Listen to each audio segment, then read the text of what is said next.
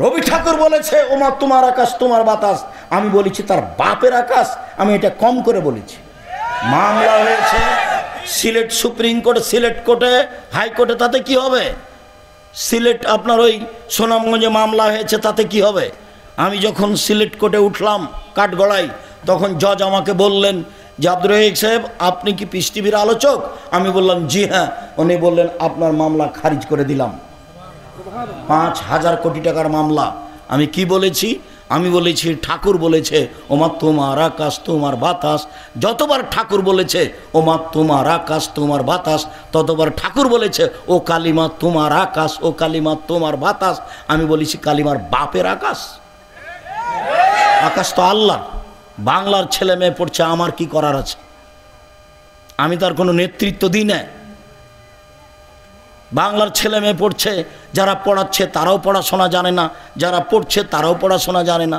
আমি তো এই কথা বলেছি যে 1971 সাল থেকে নিয়ে এখন পর্যন্ত বাংলাদেশের এই দেশে কোনো শিক্ষিত মানুষ শিক্ষামন্ত্রী হয়েছে সেটা আমার জানা নাই।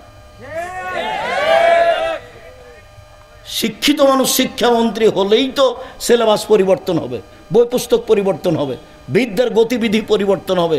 কলকাতা থেকে একটা পত্রিকা বের হতো, পত্রিকাতে লেখা থাকতো ছাত্র ভালো হওয়ার জন্য শিক্ষক ভালো হওয়া জরুরি। ছাত্র কি পড়বে সেটাই জানে না, যার কারণে একজন মহিলা বই লিখেছে শিক্ষা বনাম জাহেলিয়াত। এই শিক্ষা যারা বই পুস্তক লিখে যারা নিজেই জাহেল, পড়াশোনা জানে না, বইয়ের নাম হচ্ছে শিক্ষা বনাম জাহেলিয়াত। দেখেন আজকেও সাথে আছে। বেগম রোকেয়া লিখেছিল কেন অবরোধবাসিনী, পাল্টা বই লেখা হয়েছে কেন হব অবরোধবাসিনী। আমরা অবরোধবাসিনী নই। আমরা ইচ্ছা মতো হজে যেতে পারি, আমরা ইচ্ছা মতো শ্বশুরবাড়ি যেতে পারি, আমরা ইচ্ছা মতো প্রয়োজনীয় জায়গায় যেতে পারি, আমরা ইচ্ছা মতো পোশাক পরে ডাক্তারের কাছে যেতে পারি। আমরা অবরোধবাসিনী মানে তুমি ভুল করেছ বেগম রোকেয়া। তুমি জানো না ধর্ম, তোমার বাপ জানে না ধর্ম, তোমার মা জানে না ধর্ম। তুমি জাতির কাছে শিক্ষিত মেয়ে হতে পারে সেটা ভিন্ন কথা, তুমি রাসূল সাল্লাল্লাহু আলাইহি সাল্লামের কাছে শিক্ষিত মেয়ে নাও। তোমার বই কি আমি পড়িনি? তোমার বইয়ের পড়া আমার খুব ভালো মনে আছে যে বগুড়া স্টেশনে মেয়েরা যাবে বগুড়া থেকে হজ করতে, তো সবাই কথার কথা বগুড়া স্টেশনে ওখানে লেখা নাই, কোন স্টেশন যেন লেখা আছে, তো অনেকগুলি পর্দাশীলা মহিলাকে উপরে চাদর দিয়ে ঢেকে রেখেছে, ট্রেন আসবে তখন উঠবে হজ করতে ঢাকা যাবে। এবার ওই স্টেশনের যে স্টেশন মাস্টার একটু ঘোরাঘুরি করছে, তো এখন লাথি মেরে দেখছে এগুলো কী গো, কিসের বস্তা গো, এগুলো কিসের বস্তা গো, লাথি মেরে দেখছে। তো মহিলাগুলোর উপরে চাদর দেওয়া আছে, হয়তো ওটাও বসিক বানিয়ে বলেছে ও, তো এখন লাথি মেরে দেখছে। তো পর্দার কি করলো বেগম রোকেয়া, পর্দার কি দেখালো বলেন তো দেখি? অপমান। কি বোঝাতে চাইও? তোমাকে খারাপ লাগেনি, আমাকে খারাপ লেগেছে। আমার বিদ্যায় বাধা দিয়েছে, আমার গায়রিয়ত, আমার মানবতায় বাধা দিয়েছে, আমি এটা মেনে নিতে পারি না। তোমার চলে, আমার যে চলে না। তোমার বউকে সারাদিন মানুষে ধাক্কা মারে বগুড়া শহরে, তোমাকে একটুকু খারাপ লাগে না। আর আমাদের বইয়ের গায়ের সাথে যদি একটু কারো ড্রাইভারের একটু আঁচ খেয়ে যায় তাহলে গাও জ্বলে যায়। এর নাম হলো আত্মমর্যাদা, এর নাম হলো আত্মমর্যাদা। আত্মমর্যাদা। 1 মিনিট, আল্লাহ নবী স্বপ্নে জান্নাতে ঘুরছেন, দেখছেন খুব সুন্দর একটা প্রাসাদ, ঝকঝকে ভিন্ন ধরনের প্রাসাদ। আল্লাহ রসুল বলছেন সুবহানাল্লাহ, এত সুন্দর প্রাসাদ কার? তো পাশে একজন বৃদ্ধা মহিলা ওযু করছে। আল্লাহ নবী বললেন এই মহিলা বলতে পারো এই প্রাসাদ কার? তখন মহিলা বলছে এই প্রাসাদ হচ্ছে উমর রাদিয়াল্লাহু তাআলা আনহুর। তখন আল্লাহ রসুল পিছে উঠতে লাগলেন, না না না, আমার মনটা চাচ্ছিল যে একটু ঘরের ভিতরে ঢুকে দেখি। এত বড় আত্মমর্যাদার অধিকারী মানুষের ঘরে ঢোকা যাবে না। আল্লাহর নবী পৃথিবীর সবচেয়ে দামি মানুষ, উমারের আত্মমর্যাদাকে হিসাব করে সরে আসছেন, অথচ সেখানে উমার নেই। উমারের আত্মমর্যাদা, এত বড় আত্মমর্যাদার অধিকারী মানুষের ঘরে আমি ঢুকি কি করে? এটা কে ভাবছেন? মুহাম্মদ সাল্লাল্লাহু আলাইহি সাল্লাম ঢুকলেন না, বের হয়ে চলে আসলেন। সকালে বলছেন উমার ঘরটা তোমার দেখলাম জান্নাতে, আমার মনটা চাচ্ছিল একটু ভিতরে গিয়ে দেখি, তোমার আত্মমর্যাদাকে হিসাব করে আমি ঢুকিনি। তখন উমার বলছেন আল্লাহ নবী আপনি আমার আত্মমর্যাদাকে হিসাব করেন। এই কথা বলে তিনি ঝরঝর করে কেঁদে ফেললেন। উমর রাদিয়াল্লাহু তাআলা আনহু। তোমার আত্মমর্যাদা নেই, তোমার বোনের নেই, তোমার মায়ের নেই, তোমার বাপের নেই, দিনই আত্মমর্যাদা থাকতে হবে। সম্মানিত দিনী বোন, আপনাকে আমি দুর্বল দৃষ্টিতে দেখিনি। আপনি যদি 4টা কাজ করতে পারেন, জান্নাতের সব দরজা খোলা, যে কোনোটা দিয়ে ঢুকতে পারবেন। 1, 5 ওয়াক্ত সালাত, 2, রমজান মাসের রোজা সেম, 3, স্বামীকে মেনে চলা, তিতা লাগলেও মিঠা লাগলেও মেনে চলবেন, 4, জেনায় লিপ্ত হবেন না। 4টা কাজ করেন, জান্নাতের সব দরজা খোলা। স্বামীর সাথে চলতেই হবে। যদি বলেন চলা যাবে না, তাহলে খোলা তালাক করে নেন। কিন্তু আপনি দিন রাত মেয়েকে বলবেন তোর বাপকে পানি দিয়াই, বৌমাকে বলবেন তোমার শ্বশুরকে পানি দিয়ে আসো। যদি কেউ না থাকে, তাহলে কোনো সময় আপনি 1 গ্লাস পানি নিয়ে ঠ্যাকস করে এভাবে রেখে চলে যাবেন। এই সংসারের প্রয়োজন নাই। মাস মাস, দিন দিন, সপ্তাহ সপ্তাহ এভাবে কী ঢং দেখাচ্ছেন? আমি বুঝে নিলাম আপনার স্বামীর মুখ খারাপ, এটা আমি বুঝলাম। স্বামীর আপনার মুখ খারাপ, আপনি মুখ বন্ধ করে সংসার মেনে নেন, আপনার জন্য ভালো হবে। যত গালি দিবে দেখ, আপনি মুখখান বন্ধ করে সংসার মেনে নেন। আমি আব্দুর রাজ্জাক বিন ইউসুফ, আপনার দিনী ভাই, আমি বলছি আপনি সংসার মেনে নেন, তার সাথে উঠেন, বসেন, কথা বলেন, আজকেই বলেন, আপনার জন্য ভালো হবে। এইভাবে আপনি চলবেন না, কথা বলবেন না, তাহাজ্জুদ পড়বেন, এই তাহাজ্জুদ কবুল হবে না। সহজ পথ, যদি মেনে নিতে নাই পারেন, তা আগামীকাল কাজের কাছে গিয়ে খোলা তালাক করে নেন। এ ভাইজান আমি থাকতে পারবো না, তার সাথে সংসার করতে রাজি নই, না দাবি নামাও লিখে দিবে। 30 দিন পরে আপনি বিবাহ বসতে পারবেন, কোনো সমস্যা নেই। বিবাহ বসছেন না, আপনি আপনার ছেলেদের নিয়ে থাকেন, কোনো সমস্যা নেই। কিন্তু এইভাবে আপনি থাকতে পাবেন না, এটাই শরীয়ত। আমি আপনাকে, আপনার স্বামীকে বলি, পুরুষ নারী উভয়কে বলি, যে জীবনে 2টা কাজ করবেন না সংসারে। বুড়ি হয়ে গেছে মানুষ, 7-8টা ছেলেমেয়ের সব বিবাহ হয়ে গেছে, তারপরে বউকে তালাক দিয়েছে স্বামীকে। কতদিন এরকম দেখাচ্ছে, তাই না? ছেলে মেয়েও বিপদে, মাও, বেটাও বিপদে, বেটিও বিপদে, বৌমারা বিপদে, সবাই একটা বিপদে, জামাইও বিপদে। কি করা যায়? এ দুর্ঘটনা কেন? 2টা কাজ করবেন না, একটা হলো প্রতিবাদ আর একটা হলো অভিমান। অভিমান করবেন না কোনো সময়, আপনিও করবেন না, ওই অভিমান করতে পাবে না। আপনি করবেন কি? তোমাকে বললাম যে একটু পা টিপে দাও, পা ব্যথা করছে, তুমি একটু পা টিপে দিলে না। তোমাকে বললাম যে তুমি একটু গরম পানি করে দাও, কতবার বললাম তুমি গরম পানিটা করে দিলে না।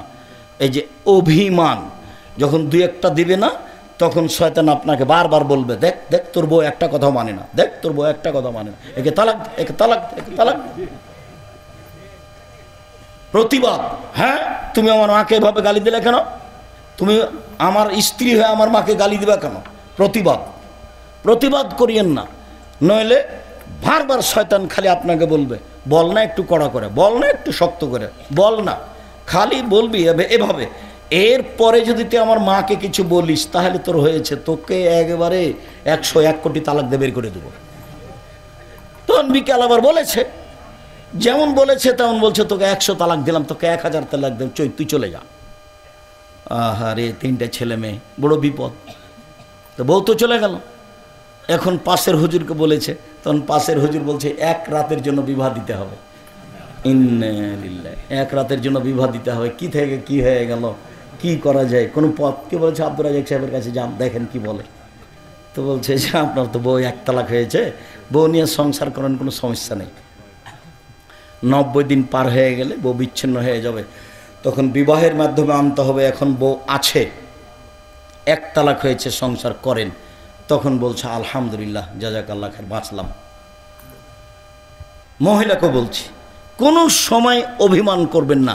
তুমি আমাকে একটু স্বপ্নপুরী নিয়ে গেলে না, তুমি আমার জন্য একটা ভালো শাড়ি কিনলে না, খালি যদি এরকম অভিমান করেন, তাহলে একটু পরে শয়তান আপনাকে বলবে, দেখ না তোর স্বামী কোনো কথাই মানে না, তোকে ঈদের দিনে একটা শাড়ি দেয়নি, অমুক দেয়নি, স্বপ্নপুরী নিয়ে একদিন বাজারে নিয়ে যায় না, একদিন বগুড়া শহর দেখাতে নিয়ে যায় না, সারা দিন খালি আপনাকে একবারে শয়তান পাগল করতে করতে করতে সকালে বিকালে বলবে, ওকে বলিয়ে নেবে যে বল যে তোর ভাত খাবো না, বল বল তোর ভাত খাবো না, তুমি আমার একদিনও কথা শোনো না, তোর আমি ভাত খাবো না, তুমি আমাকে ছেড়ে দাও, তুমি আমাকে রেখে আসো।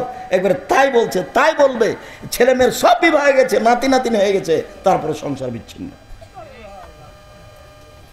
2 জন আমার চোখের সামনে থেকে ঝরঝর করে পানি ঝরে যাচ্ছে, সাথে ছেলে আছে, সাথে মেয়ে আছে, সাথে বৌমা আছে, সাথে নাতি নাতিন আছে, সাথে একবারে ভরপুর 1 গাড়ি এসেছে, বউ আছে গাড়িতে, স্বামী আছে গাড়িতে, 3 বছর থেকে সংসার বন্ধ হয়ে আছে। তখন বলছে শেষ পর্যন্ত কি করা যায়?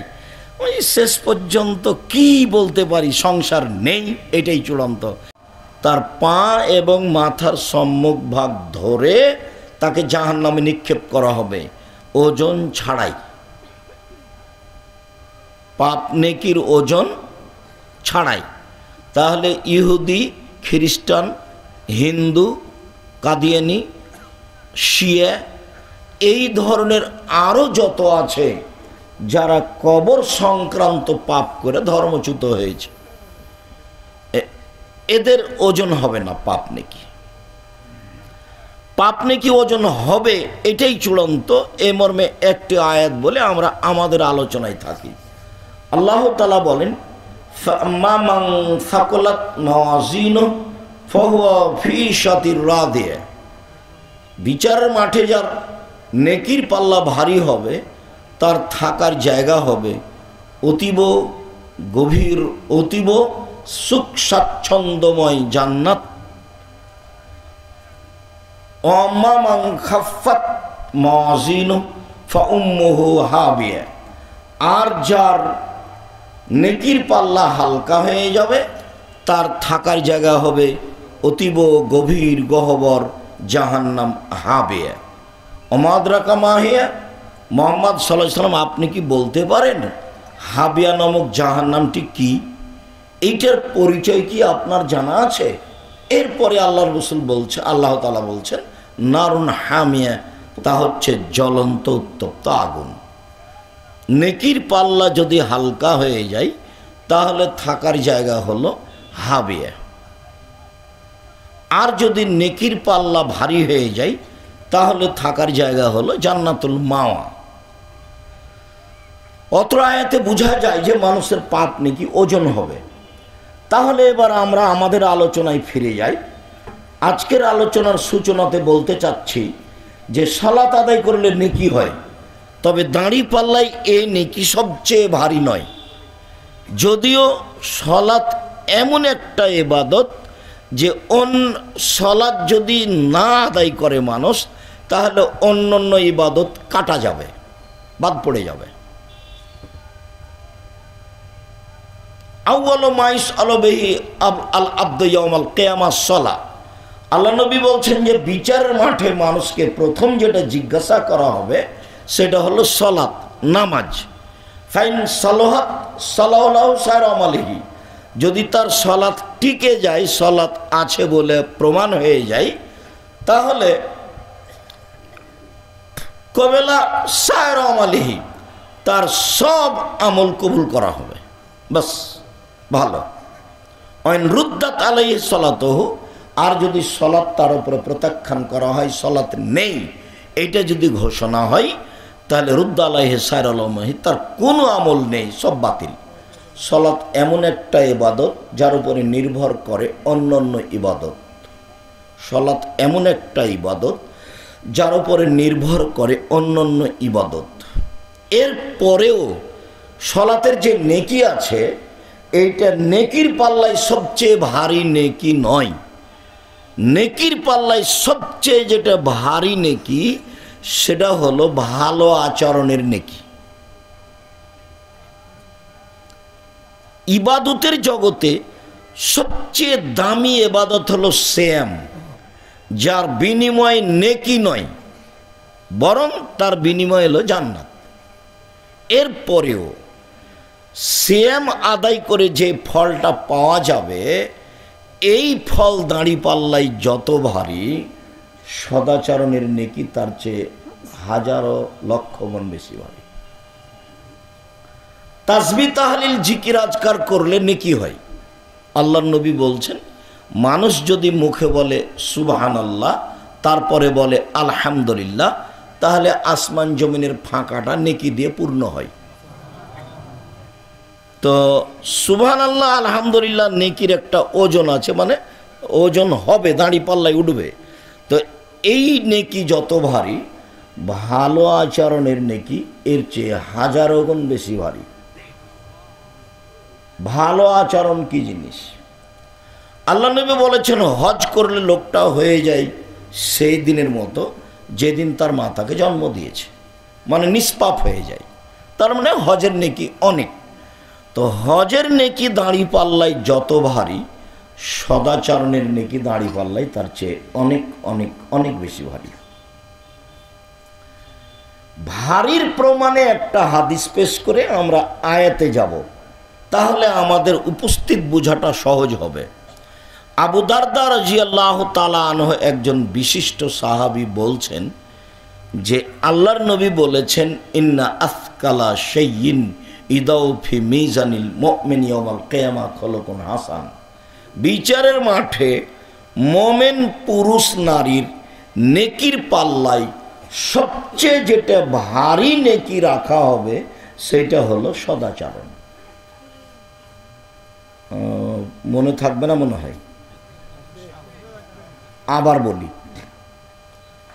আল্লাহর নবী বললেন যে বিচারের মাঠে মোমেন পুরুষ নারীর নেকির পাল্লা, একটা হলো পাপের পাল্লা আর একটা হলো নেকির পাল্লা, পুণ্যের পাল্লা। তো পুণ্যের পাল্লাতে যেটা সবচেয়ে ভারী নেকি রাখা হবে সেইটা হলো মানুষ যে মানুষের সাথে ভালো আচরণ করে এতে যে নেকি পায় সে নেকিটার ওজন হবে সবচেয়ে ভারী। এ কথা মুহাম্মদ সাল্লাল্লাহু আলাইহি সাল্লাম বলেন। ভারী উল্লেখ করতে গিয়ে তিনি 10-5 ভারী বলেননি, হাজারো লাখো গুণ বেশি ভারী। মানে ওই শব্দটাকে বলে ইসিম তাবজিল, যেটা আপনারা বুঝতে পারবেন না। এইভাবে দেয়, এটা মিস করে খাওয়ার উপযুক্ত পানি দিতে হয়। কি তোমরা কি বুঝো না নাকি? বলছিলাম যে আমরা একটা হাদিস পেশ করলাম যা রাসূল সাল্লাল্লাহু আলাইহি সাল্লাম বলেছেন যে নেকির পাল্লায় মোমেন পুরুষ নারীর সবচেয়ে ভারী নেকি হলো সদাচরণের নেকি। তো সদাচরণ কি জিনিস? ভালো কথার নাম সদাচরণ, ভালো কর্মের নাম সদাচরণ। লোকে বলে লোকটার স্বভাব ভালো, এই যে ভালো আচরণ। লোকে বলে যে লোকটার চালচলন ভালো, এভাবে বলে না মানুষে? তো এটাই হলো নেকির কাজ, এটাই। এখানে আর একটা কথা বলে আমরা আমাদের আলোচনায় ধারাবাহিকভাবে আগাই। নেকির পাল্লায় সবচেয়ে ভারী নেকি নয়, তবে ভারী নেকির আর একটা আমল আছে, সেইটা হলো আবু হুরায়রা রাদিয়াল্লাহু তাআলা আনহু বলেন, রাসূল সাল্লাল্লাহু আলাইহি সাল্লাম বলেছেন, কালেমাতানে, দুইটি বাক্য, ইবাদতের দুইটা বাক্য, খাফিফাতানে আলাল লিসানে, মুখে উচ্চারণে হালকা। ওটা কিন্তু ইবাদত, মানে পড়তেই হালকা, আবার পড়ার জন্য অজু লাগে না। একটা ইবাদত করতে অজু লাগে, করতেই হবে। বলেন তো সে ইবাদতটা কি? সালাত, নামাজ, সালাত। ও আপনি অজু ছাড়া করতে পারবেন না। আর একটা ইবাদত আছে, ওটা খুব দামি ইবাদত, কিন্তু অজু লাগে না। কি সেটা? হজ। হজ দামি ইবাদত, হজ নয়, দামি ইবাদত। সেম রোজা, সেম। আর আরেকটা ইবাদত আছে তাতে টাকা খরচ হয়। বলেন তো সেটা কি? সেটা হলো হজ। ইবাদত করতে টাকা লাগে, আজীব ইবাদত। ইবাদত করতে টাকা লাগে। তো এই যে আমি দুটা বাক্য বলবো, এতে পড়তেও ভারী নয়, অজুও লাগে না, টাকাও খরচ হয় না। 1 2 হাবিবাতান ইলার রহমানে, বাক্য দুটি রহমানের কাছে প্রিয়, অতীব প্রিয়। সাকিলাতানে ফিল মিজানে, আর বিচার মাঠে দাঁড়ি পাল্লায় এই বাক্য দুটি ওজনে ভারী। সেটা হলো সুবহানাল্লাহি ওয়া বিহামদিহি, সুবহানাল্লাহিল আযীম। কোনো বার নেই, যার যা মনে লাগে, যে যেমন পারে সে তেমন বলে নিবে। বলছে যে ফাঁকা পেয়েছিল, কেউ দেখেনি, জিনিস যা পেয়েছে একবারে ব্যাগ ভর্তি করে নিয়ে। তো ফাঁকা পেয়েছেন আপনি, ব্যাগ ভর্তি করে নেন। সেটা কি? সুবহানাল্লাহি ওয়া বিহামদিহি, সুবহানাল্লাহিল আযীম। কেউ যে সহজে ব্যাগ ভর্তি করতে চায় না এ কথা ঠিক নয়। কেউ ব্যাগ ভর্তি করতে চায় না এ কথা ঠিক নয়। বহু মানুষ করছে, আমি আর আপনি ফাঁকে আছি। বহু মানুষ পৃথিবীতে করছে, আমি আর আপনি ফাঁকে আছি। আমি করি নাই সেই জন্য পৃথিবীতে কেউ করে না, এই হিসাব ভুল। এই কথাটা আবার বলেনি, সেইটা হলো এই যে নেকির পাল্লাই ভারী হিসাবে আর একটা ইবাদত আসবে নেকির পাল্লাতে, সেই ইবাদতটা হলো সুবহানাল্লাহি ওয়া বিহামদিহি সুবহানাল্লাহিল আযীম। এটা ইবাদত, ভারী নেকির ইবাদত। এবার আমরা কোরআন মাজিদ থেকে দেখায় সদাচরণের কথা। আল্লাহ তাআলা বলেন, ইদফা বিল্লাতি হিয়া আহসান ফাইদাল্লাযী বাইনাকা ওয়া বাইনাহু আদাওয়া কান্নাহু ওয়ালিয়ুন হামিম। মুহাম্মদ সাল্লাল্লাহু আলাইহি সাল্লাম মানুষের সাথে চলতে ফিরতে আপনি যখন প্রতিউত্তর দিবেন তখন আপনারটা তার চেয়ে ভালো হতে হবে, এটা আদেশ। এই ছেলে, যারা দাঁড়িয়ে এইসব মেশিন যন্ত্রপাতি ঠিক করছে তারা কি সবসময় দাঁড়িয়েই থাকবে? তো তুমি এত চিল্লাচিল্লি করছো কেন? ভদ্রতা কাকে বলে, ধৈর্য কাকে বলে? ধৈর্য কি ঘোড়ার ডিম? আমি আব্দুর রাজ্জাক বিন ইউসুফ, এদেশের শতকরা 95 জন মানুষ মাঝহাবি, মাঝহাব মেনে চলে। যাদের সামনে কথা বলার আমাদের বাস্তবে কোনো সুযোগ নেই, কিন্তু যন্ত্রের সাহায্যে আমরা তাদের ঘরের ভিতরে আছি, যার কারণে পৃথিবীর লাখো কোটি মানুষ আমাদেরকে জানে। পৃথিবীর যে দেশেই যায় না কেন, সৌদি আরব হোক, কাতার হোক, কুয়েত হোক, বাহরাইন হোক, মালয়েশিয়া হোক, মিশর হোক, দুবাই হোক, ওমান হোক, লন্ডন হোক, যখন যে দেশে গেছি তখন সে দেশে মানুষ মনে হচ্ছে আমাকে, আমার চেয়ে পৃথিবীর তার কাছে প্রিয় ভালো মানুষ কেউ নেই। তো আমার সামনে বসে কোনোদিন বক্তব্য শুনিনি, আমার সামনে আজও কেউ ছবি ধরতে পারে না। এক সময় এগুলো আমার সামনে খাড়ো করে রাখবে এরকম পরিবেশ ছিল না। যখন আমি বুঝতে পারলাম এর উপকার, তখন আমি বলেছি তোমরা ভালো যন্ত্র নিয়ে সামনে আসো, যার ফল খুব ভালো বুঝতে পারা যায়। ওমান গেছি তো সন্দীপের এক ছেলে, তার নাম হাবিব, ও বলছে যে আপনি আসবেন বলে আমার গাড়িটা 4 দিনের জন্য আপনার নামে অক্ষ করেছি। 4 দিন এই গাড়িতে কোনো ইনকাম করব না। আমার গাড়িটা 4 বছর হলো শোরুম থেকে বের করা। এখন কেউ যদি গাড়িতে উঠে যদি না বলে যে আজকেই শোরুম থেকে গাড়ি বের করেছ না কি, এই কথা যদি না বলে, আমি হাবিব গাড়ি চালাবো না। তার মানে গাড়ির যত্ন, তার মানে ও কি করে? গাড়ির যত্ন নেই, ঝকঝকে হ্যাঁ আছে। তা আমি আমাদের ড্রাইভারগুলোকে বলি, গাড়িতে উঠলেই বলি, ভ্যানে উঠলেও বলি, অটোতে উঠলেই বলি। জামিয়া সালাফে অনেক ভ্যান, অটো, গাড়ি, 4-5 জন ড্রাইভার। ভাইয়ের কথাতে একটা মনে পড়ছিল কথা, জামিয়া সালাফে এবছরের সম্মেলনে খরচ হয়েছে 17 লাখ টাকা, 17 লক্ষ। ওই টাকা দিয়ে একটা বিল্ডিং, একটা প্রতিষ্ঠানের বিল্ডিং হয়ে যাবে। এদেশের সবচেয়ে বড় প্রতিষ্ঠান জামিয়া সালাফিয়া, সবচেয়ে বেশি সংখ্যায় প্রতিষ্ঠান জামিয়া সালাফিয়া। শিক্ষা মানে, শিক্ষক সংখ্যায়, শিক্ষক গুণে, প্রতিষ্ঠানের আয়াতনে জামিয়া সালাফিয়া সবচেয়ে বড় প্রতিষ্ঠান। জামিয়া সালাফিয়া রূপগঞ্জ, নারায়ণগঞ্জ, ঢাকা প্রায় 100 বিঘা জমির উপরে। জামিয়া সালাফিয়া ডাঙ্গিপাড়া পাওয়ার আছে প্রায় 40 বিঘা জমির উপরে। জামিয়া সালাফিয়া যেটা মহিলা শাখা হতে যাচ্ছে রাজশাহীতে, সেটা প্রায় 60 বিঘা জমির উপরে, যার 40 বিঘা পুকুর। যেটা জামিয়া সালাফিয়া দিনাজপুর, সেটা 20 বিঘা জমির উপরে। আরও যেটা ময়মনসিংহে কিনা হয়েছে, যেটা আপনার ফেনীতে, যেটা যশোরে, যেটা কুষ্টিয়ায়, কাছাকাছি সব 19-20।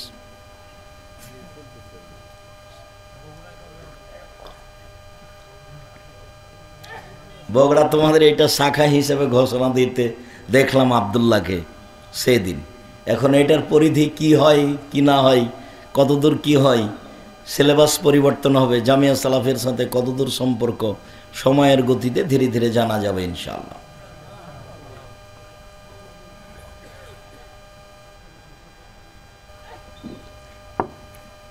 জামিয়া সালাফিয়া ছাত্র আছে প্রায় ৫,০০০, শিক্ষক শিক্ষিকা ৩০০ জন, বেতন লাগে প্রতি মাসে ৩২ লক্ষ, প্রতি মাসে ৩২ লক্ষ টাকা বেতন লাগে।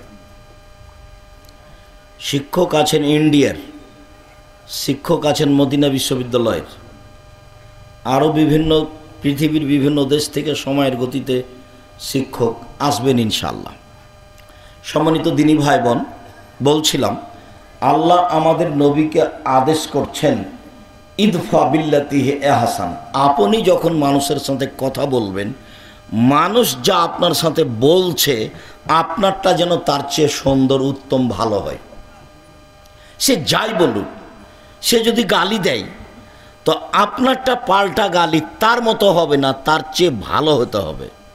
তার মতো হলে হবে না, তার চেয়ে খারাপের তো কোনো প্রশ্নই আসে না, তাহলে তো সদাচরণ কেটে গেছে। মন্দ কথা সেটা কি সদাচরণ? মন্দ কর্ম সেটা কি সদাচরণ? যার ভিতরে সদাচরণ নেই সেও মন্দটাকে মন্দ বলবে, সেও খারাপটাকে খারাপ বলবে। খারাপটা খারাপই, খারাপটা কোনোদিন ভালো হয় না।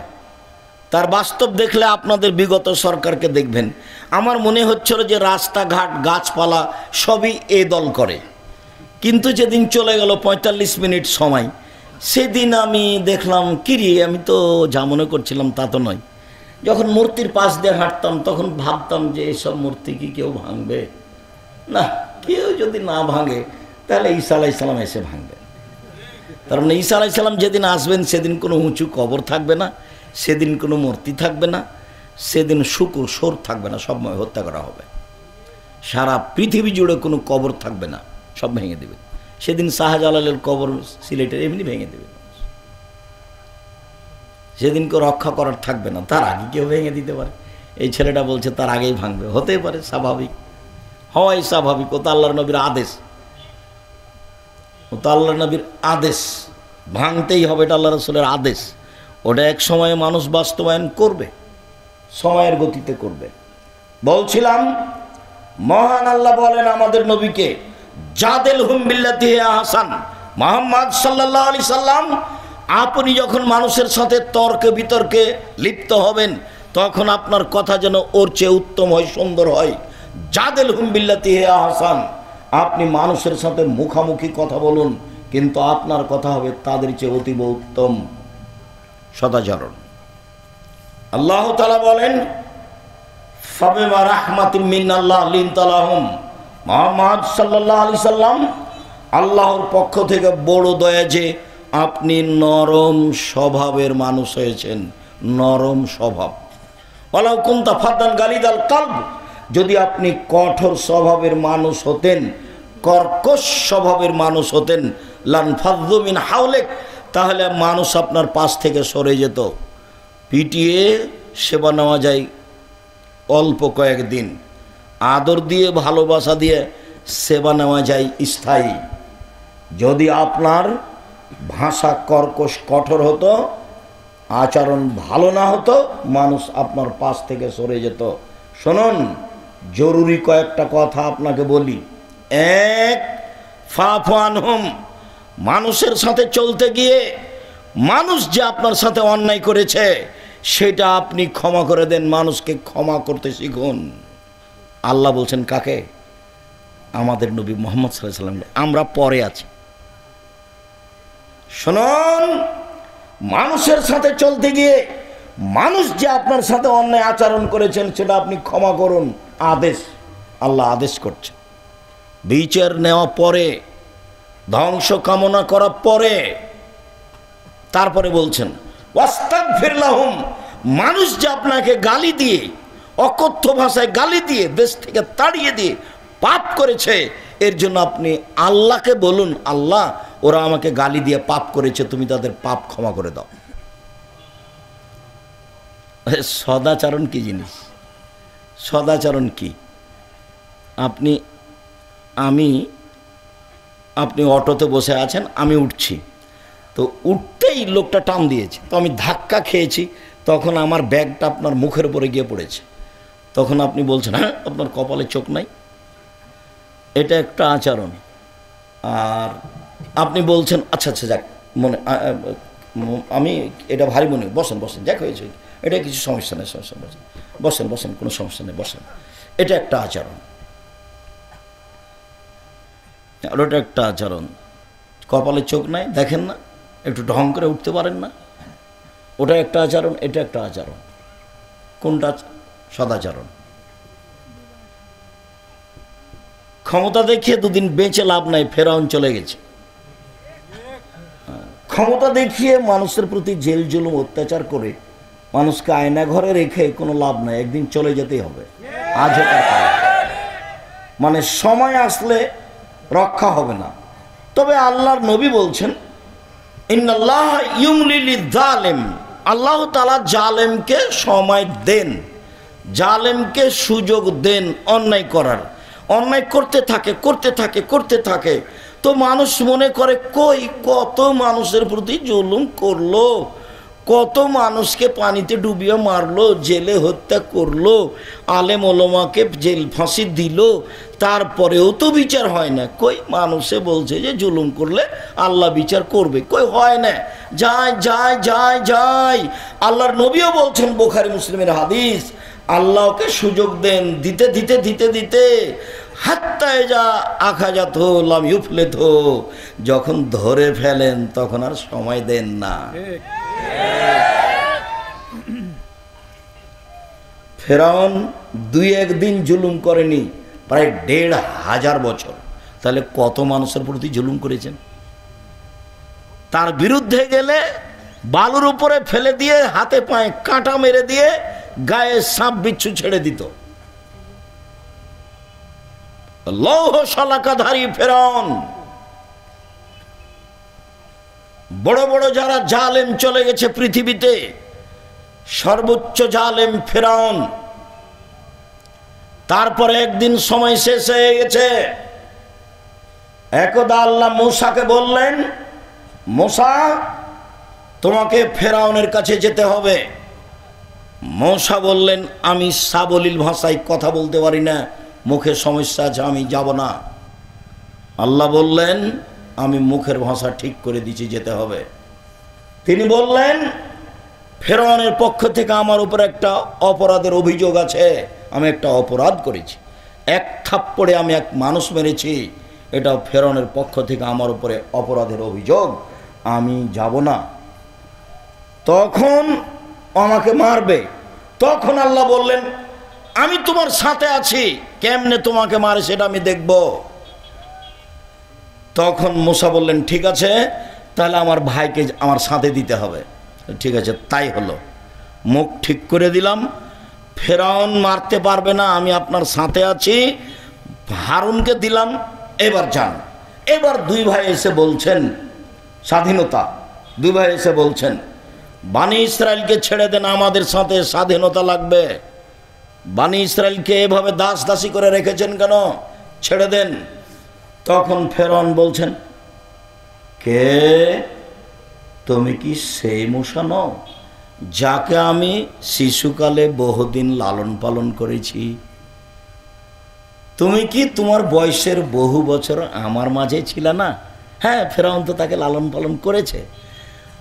তোমাকে কি আমি শিশুকালে লালন পালন করিনি? তুমি কি বহু বছর আমার মাঝে থাকোনি? তুমি যা করেছো তা করেছো, তুমি তোমার কর্ম করেছো, তুমি এক থাপ্পড়ে মানুষ মেরেছ, তুমি বড় অকৃতজ্ঞ। আমার মানুষকে হত্যা করে আমার দেশ থেকে চলে গিয়ে তুমি আমাকে দাওয়াত দিতে আসো, তুমি বড় অকৃতজ্ঞ। মূসা আলাইহিস সালাম বললেন, জি আমি যা করেছি তা করেছি, আমি তখন ভুল পথে ছিলাম, আমি আপনার হত্যার ভয়ে দেশ ছেড়েছি। আমার প্রতিপালক আমার প্রতি দয়া করেছেন, দয়া করে আমাকে জ্ঞানে গুণে পূর্ণ করেছেন, তিনি আমাকে নবী করেছেন। ঠিক আপনি আমার প্রতি অনুগ্রহ করেছেন, অনুগ্রহ করে আপনি খোঁটা দিয়েছেন, খোঁটা দিয়ে আপনি বনী ইসরায়েলকে দাস দাসীতে পরিণত করেছেন।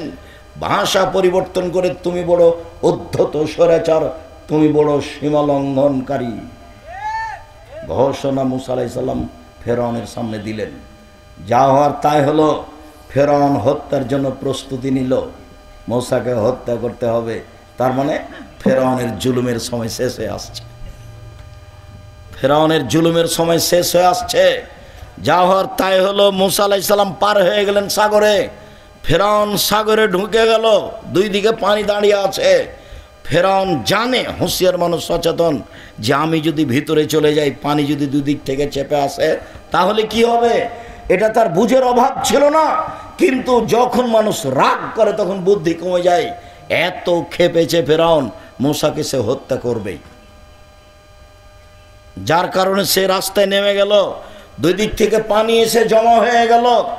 যখন পানি এসে জমা হয়ে গেল তখন ফেরাউন বলল, আন্নাহু লা ইলাহা ইল্লাল্লাযী আমানাত বিহি বানু ইসরাঈল ওয়া আনা মিনাল মুসলিমিন। আমি ঘোষণা দিচ্ছি আল্লাহ ছাড়া কোনো মাবুদ নাই। আমি মেনে নিলাম তাকে আল্লাহ বলে, যাকে বানিয়েছে বানি ইসরাঈল মেনে নিয়েছে। আমি একজন মুসলিম। ঘোষণা দিল ফেরাউন, আমি একজন মুসলিম। তখন আল্লাহ বললেন, আল আন, এখন অকাত আসাইতা কাবল, তুমি তো নাফরমান ছিলে ইতিপূর্বে, তুমি তো জমিনে বিপর্যয় সৃষ্টি করেছ। মনে রেখো, তুমি আলিয়া বানুনা জিকা বেবাদান দেখালে তা কুনালে মান খালফাকা আয়, আমি তোমার শরীর রেখে দিলাম চিরদিনের জন্য।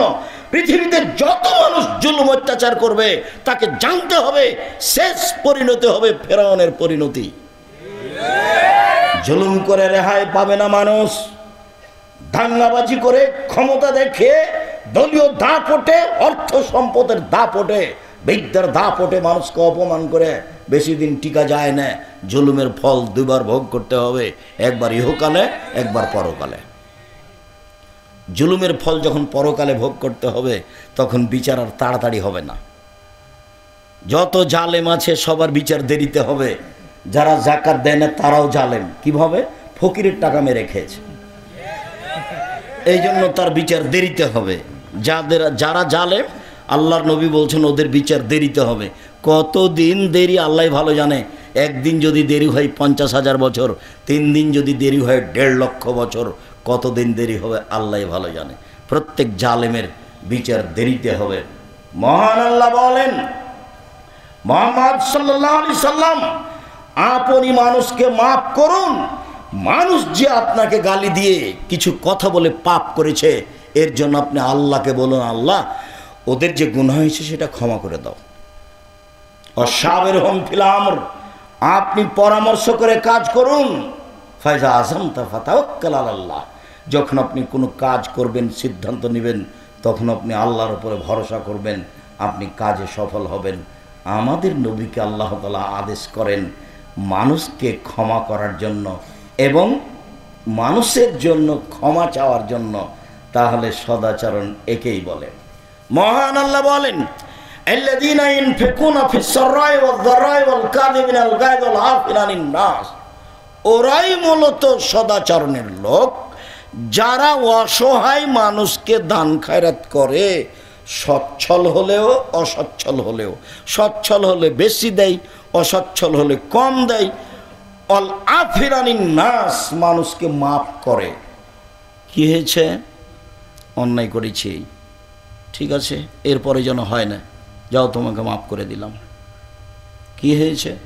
মালিক এটা এভাবে বললে কেন?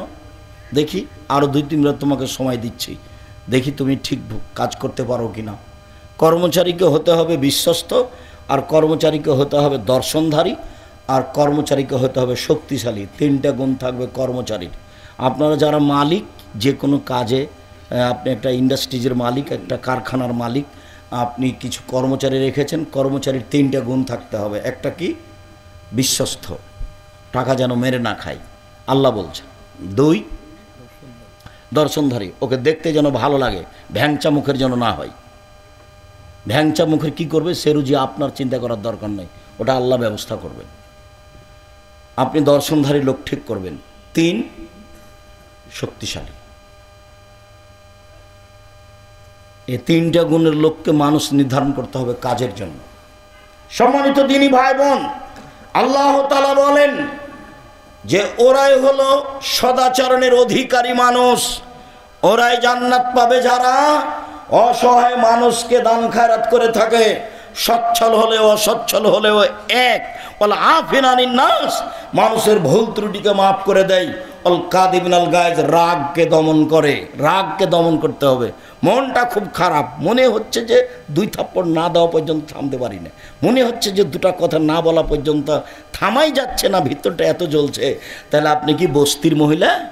বস্তির মহিলা ঝগড়া লাগলে যত খারাপ কথা বলতে পারে তত খুশি হয়, আর যখন ঝগড়া বন্ধ হয়ে যায় তখন বলেছি যে মনটা ঠান্ডা করে বলেছি কথা। তো আপনি কি বস্তির মহিলার মতো যে আপনার চরিত্র কেন এত আপনি খেপে যাচ্ছেন কেন? 2টা বলে নিলে আপনার কি হবে? বলিয়েন না তো, বলেননি তখন কি হয়েছে? আমি তো দেখি ফেসবুকে ইউটিউবে মানুষ আমাকে বলে যে আপনাকে যে এত মানুষ ধুয়ে ছেড়ে দেয়, তা আপনি কিছু বলেন না কেন? তা আমি তো ওর নামই তো নি না, তা আমি বলবো কি? আমি এতটুকু বলি যে ওর যদি কথা বন্ধ হয়ে যায় তখন আবার রিং দিয়ে বলি, ভাইজান আপনার কি টাকা শেষ হয়ে গেছে? আর কোনো গালি ছিল কি? আর কোনো গালি থাকলে আবার আমি রিং দিলাম, ওটা আপনি শেষ করে নেন। ও কত বলল সেটার আমার উত্তর দেওয়ার দরকার নেই। ওর পাতা আমি কোনোদিন পড়িনি, পড়বও না। মাযহাবের পাতা আমি কোনোদিন পড়িনি, পড়বও না। ওই নিয়ে আমি চিন্তা ভাবনা করি না কোনোদিন। কোনোদিন মানুষের একটা বক্তব্য শুনেছি, সেই হিসাবে বক্তব্য দিতে শিখেছি, এটা আমার মনে পড়ে না। কামারপাড়া এসেছি বক্তব্য দিতে, কেন? তো মৌলানা আব্দুর রব খুলনা আসেননি সেই জন্য। বীরকুষ্টিয়া মাদ্রাসায় এসেছি বক্তব্য দিতে, মাদ্রাসার সূচনা শুরু হবে সেই জন্য। প্রথম ইটটা আমার হাতের দেওয়া। কে যদি অস্বীকার করে থাকলে সে ধোঁকাবাজ, অস্বীকার করেছে, মিথ্যুক। প্রথম ইটটা আমার হাতের দেওয়া। তারপরে যিনি দিয়েছেন ছিলেন শেহাবুদ্দিন সন্নি, গোবিন্দগঞ্জ গায়েবান্ধা, মারা গেছে। বলছিলাম সদাচরণ কি জিনিস আল্লাহ তাআলা বলেন। এবার চলেন হাদিসে কয়েকটা বলি। মোজায়না কাবিলার একজন বলছেন, আল্লাহর নবী, মা খায়রু মাউতিল ইনসান, আল্লাহ তাআলা মানুষকে অনেক নিয়ামত দিয়েছেন, জমি জায়গা, টাকা পয়সা, বাড়ি ঘর, স্ত্রী, আহাল পরিবার, সব কিছু দিয়েছে, অনেক নিয়ামত দিয়েছে। আল্লাহর নবী, সবচেয়ে যেটা ভালো নিয়ামত সেটা কোনটা একটু বলেন তো আল্লাহর নবী? এটা জিজ্ঞাসা, সবচেয়ে উত্তম ভালো কোনটা? তখন আল্লাহ রাসূল উত্তরে বললেন, আল খুলুকুল হাসান, ভালো আচরণ হলো সবচেয়ে উত্তম নিয়ামত। যার মুখ খারাপ তার কাছে ভালো আচরণ উত্তম নিয়ামত নেই। যে গালি দেয় বউকে, জনগণকে, তার কাছে উত্তম নিয়ামত নেই। যে কথায় কথায় খেপে উঠে তার কাছে আল্লাহর পক্ষ থেকে উত্তম নিয়ামত নেই। এই ছেলে, মানুষকে অর্থ সম্পদ, জমি জায়গা, গাড়ি বাড়ি দিয়েছে, তার মধ্যে সবচেয়ে উত্তম কোনটা দিয়েছে বলো তো দেখি? সদাচরণ। সদাচরণ কি জিনিস গো? ভালো কথা, ভালো কর্ম। সদাচরণ কি জিনিস? ভালো কথা, ভালো কর্ম। লোকে বলে ছেলেটা ভালো, এই যে এটার নাম সদাচরণ। লোকে বলে ছেলেটার ব্যবহার ভালো, এটা হলো ভালো কথা, ভালো আচরণ। লোকে বলে ওর স্বভাবই খারাপ, ও দুমুখা, ওর কথা বলছেন কেন? ওর স্বভাব খুবই খারাপ, ওকে দেখতে মন চায় না, ওকে আমি দেখলে ঘৃণা করি। এর নাম খারাপ আচরণ। এই ছেলে, বসো, দয়া করে অল্প সময় কাজ দেখাবেন না। যারা আপনারা দিনী বোন আছেন, আপনারা একটু লজ্জাবোধ, ইতস্তবোধ করে ঢং ঢং করে এসেছেন, হেঁটে আবার ঢং ঢং করে চলে যাচ্ছেন কেন? গেলেন কেন? আজ তো আমি রাত 12টায় আসিনি, আজকে তো আগে এসেছি। আপনি আজকে বাড়ি চলে গেলেন কোন শরমে? আমি আপনার জন্য এসেছি। সারা বগুড়া জেলার যদি আমি প্রোগ্রাম নিই তো কয়েকশো হবে। তো মানুষের বছর বছর পার হয়ে যায়, একদিন আসতে পারি না। তো আপনাদের সুবাদে আসি, আমি আপনার জন্য এসেছি। আপনি চলে যাচ্ছেন মানে? চলে গেলেন কেন? আপনি সংসারের কি বুঝেন? সংসার কিভাবে করতে হয় সেটা আপনি কি জানেন? আপনার বাপ আপনার বিবাহ দিয়েছে, আপনি স্বামীর কাছে গেছেন, সেই জন্য আপনার বাচ্চা হয়ে গেছে। আপনি মা কাকে বলে আপনার কি জানা আছে? দিন রাত আমি বলেছি, সেই জন্য আপনি মা কাকে বলে বলতে পারেন? আপনার বাড়িতে যদি আমি এখনই ঢুকি তাহলে আপনার নাতি নাতনির অথবা আপনার ছেলের একটা পায়খানা করা পট আছে, সেটা হলো ঘোড়া। তা আমাদের বাড়িতে তো এই পটটা 3 মিনিটও থাকবে না, হয় পট ফিরিয়ে দিব, না হয় মাথা কেটে দেব। পট অবস্থায় আমাদের বাড়িতে থাকতে পারে না, এটা অসম্ভব। আপনার বাড়িতে আছে, আপনি একজন হস্তিনী মহিলা, মাস্টার ডিগ্রি পাস, আপনার স্বামী বলে আমি আব্দুর রাজ্জাক বৈশব জিন্দেগিতে আপনাকে আমি মাস্টার ডিগ্রি পাস বলিনি। আপনি একটা রাস্তাঘাটের নিম্ন শ্রেণীর মহিলা, যারা বস্তিতে বসবাস করে, যারা নগ্ন হয়ে চলে, অকথ্য ভাষায় গালি দেয় মানুষকে, জেনার শব্দ উল্লেখ করে গালি দেয়, আপনাকে আমি নিম্ন শ্রেণীর মানুষ মনে করি। কে বলেছে আপনি হেডমাস্টার? আপনার শোকে যে কাঁকড়া আছে, আপনি শিক্ষিত মানুষ মহিলা, কে বলেছে আপনাকে? আমি তো বলিনি কোনোদিন। আপনি বগড়া বাজার থেকে একটা নিয়ে এসেছেন, তরকারির একটা বাটি কিনে নিয়ে এসেছেন, ছিল কাতল মাছ, আমি তো সেটা কিনবো না। আপনি একটা আয়না কিনে নিয়ে এসেছেন স্বাদ করে, সেটা হলো রুই মাছ, সেটা কি করে হতে পারে? আপনি একজন শিক্ষিত মহিলা, এটা কিভাবে হতে পারে? শিষ্টাচার কাকে বলে? শিষ্টাচার কি জিনিস? আপনার ছেলে মেয়ে নাতি নাতিন সবাই পুতুল নিয়ে খেলায়, প্লাস্টিকের পুতুল হোক, আরো কিছু হোক, লোহা লক্কর স্বর্ণের হোক না কেন, আপনি কি দিয়ে নিজেকে শিক্ষিত মনে করেন? আমি যে হাদিসটি দিন রাত আপনাকে শোনাই, সে হাদিস তো আমি নিজের কথা কোনোদিন বলিনি, সে হাদিস তো বুখারী মুসলিমের হাদিস। জাবের রাদিয়াল্লাহু তাআলা বলেন, আমরা আল্লাহ রাসূলের সাথে যুদ্ধ করে আসছিলাম, বাড়িতে ঢুকবো মদিনায়, আল্লাহ রাসূল বললেন সবাই তোমরা থামো। থেমে গেলাম। আমি বললাম, আল্লাহর নবী, আমি নতুন বিবাহ করেছি, আমাকে বাড়ি যেতে অনুমতি দেন। আল্লাহ নবী বললেন, ও তুমি নতুন বিবাহ করেছো? কুমারী মেয়ে বিবাহ করেছো, যার কোনোদিন বিবাহ হয়নি, এরকম মেয়ে বিবাহ করেছো, না তালাক প্রাপ্ত মেয়ে বিবাহ করেছো? তো জাবের বললেন, আল্লাহ নবী, আমি তালাক প্রাপ্ত মেয়ে বিবাহ করেছি।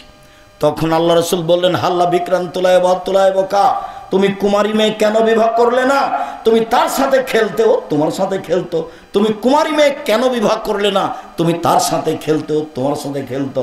আল্লাহ রাসূল যে কথা বললেন, জাবের রাদিয়াল্লাহু তাআলা সে কথার উত্তর না দিয়ে তিনি বলছেন, আল্লাহর নবী, আমার আব্বা উহুদের যুদ্ধে শহীদ হয়েছেন 9 জন মেয়ে রেখে, আমার 9 জন বোন আছে। আল্লাহর নবী, উহুদের যুদ্ধে আমার বাপ শহীদ হয়েছেন 9 জন মেয়ে রেখে, আমার 9 জন বোন আছে। আক্রাহুয়ান আতাজাওয়াজা মিসলাহুন্না, ওদের মতো কম বয়সের বুদ্ধি কম মেয়েকে আমি বিবাহ করা পছন্দ করিনি। বেশি বয়সের মেয়ে বিবাহ করেছি 4টা কারণে। এক, লেতুয়াল্লেমাহুন্না, আমার স্ত্রী যেন আমার বোনদেরকে বিদ্যা শিখাতে পারে। 2, অলেতুয়াদ্দেবাহুন্না, আমার স্ত্রী যেন আমার বোনদেরকে শিষ্টাচার শিখাতে পারে। আপনার মেয়েটার নখ বড় আছে, এটা ভালো শিষ্টাচার? তা আপনি নাকি মা, আমি তো বলেছি এই মেয়েটাকে, এই তুমি তোমার মাকে খালা বলে ডাকে, নাহলে সৎমা বলিও। ও সৎমা, আপনি কেমন আছেন? নইলে তুমি যদি ওটা যদি তোমার নিজ মা হয়, তো তোমার নখটা বড় থাকে কি করে? নবীগণের বৈশিষ্ট্য 10টি, নবীগণের স্বভাব 10টি, নবীগণের খাসলাত 10টি, নবীগণের বৈশিষ্ট্য 10টি, নবীগণের স্বভাব 10টি। সব নবী এই 10টি স্বভাবে রূপান্তরিত ছিলেন। 1, দাড়ি বড় করতে হবে।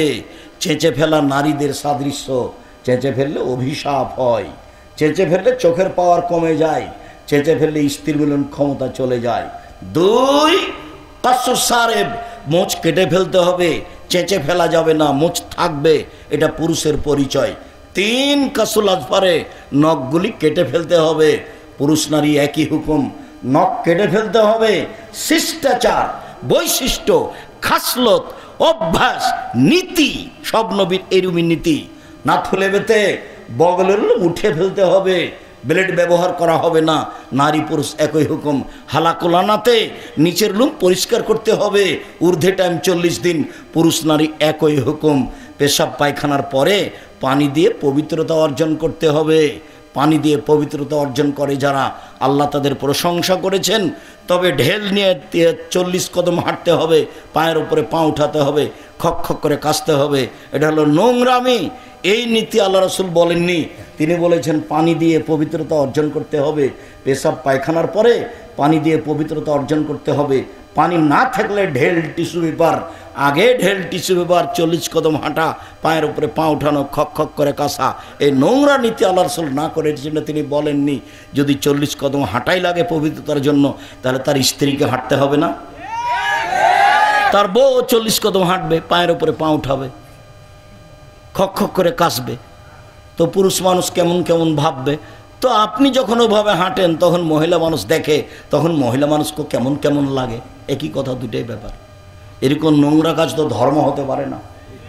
বলছিলাম আল্লাহর নবী সামনে জাবের বলছেন, আল্লাহর নবী, আমি বেশি বয়সের মেয়ে বিবাহ করেছি যাতে করে আমার স্ত্রী আমার বোনদেরকে শিষ্টাচার শিখাতে পারে।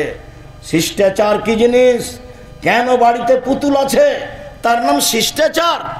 কেন আপনার স্ত্রী যখন বাচ্চাটাকে গায়ে জামা দিচ্ছে তখন বাম হাতে ঢোকালো কেন? আগে ডান হাত ঢোকাতে হবে। শিষ্টাচার কাকে বলে? আপনার স্ত্রী বলে দিল না, বাচ্চা যখন পেশাবখানায় যাবে, আব্বু দোয়া পড়ে যাও, আম্মু দোয়া পড়ে আসো, আব্বু ডান কাতে সও, পা কেবলার দিকে থাক, আর যেদিকে থাক তাতে আসে যায় না। জুতা আপনি ডাইন পায়েরটা পরো আব্বু, খোলার সময় বাম পায়েরটা খোলো। শিষ্টাচার কাকে বলে? শিষ্টাচার কি জিনিস? নখে নেইল পালিশ দিতে হবে, ইসলামী শিষ্টাচার নয়। এটা ইহুদি খ্রিস্টানদের পতিতালয়ের মেয়েদের বৈশিষ্ট্য।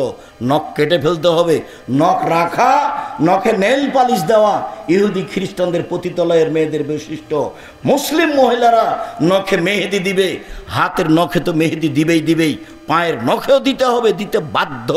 হাতের নখে মেহেদি দিতে হবে মহিলাদেরকে, পায়ের নখে মেহেদি দিতে হবে। এটা হলো তাদের ইসলামী শিষ্টাচার। কপালে টিপ দিতে পাবে না।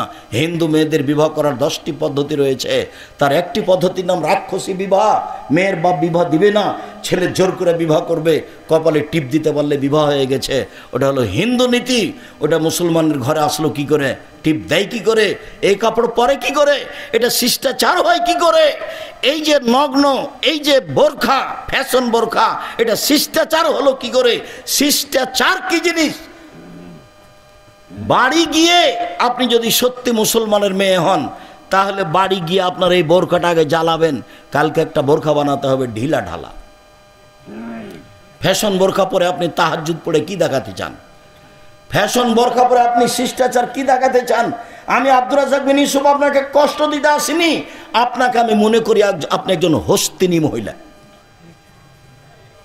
আপনাকে মনে করি আপনি একজন পথে পড়ে থাকা মহিলা, নিম্ন শ্রেণীর বস্তির মহিলা।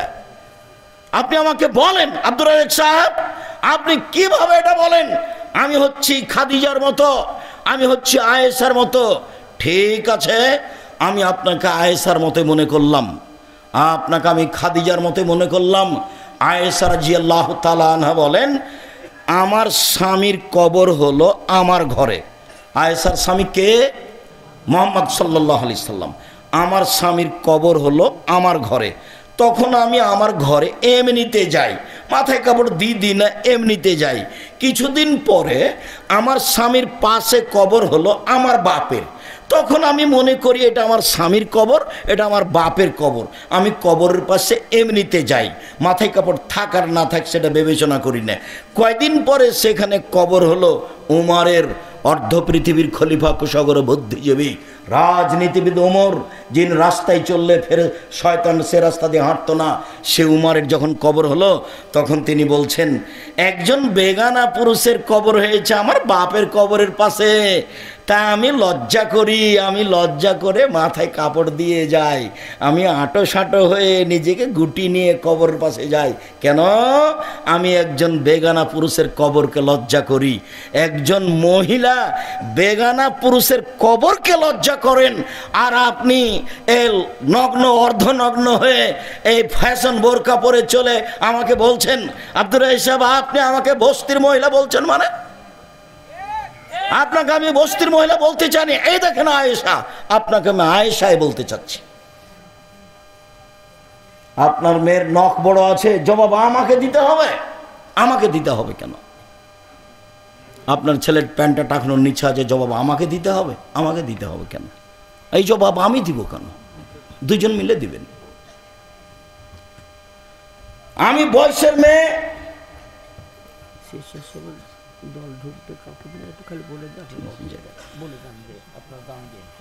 আল্লাহ রাসূল আমি বয়সের মেয়ে বিবাহ করেছি, বলে তুরাজ্জালাহুন্না, আমার স্ত্রী যেন আমার বোনদের মাথার চুল চিরুনি করে সাজগোজ করে পরিপাটি করে রাখে। মেয়ের চুল ওভাবে রেখেছেন কেন? সামনের দিক কেটে। মেয়ে বড় হয়ে গেছে, ওভাবে পিছনে চুল কেটেছেন কেন?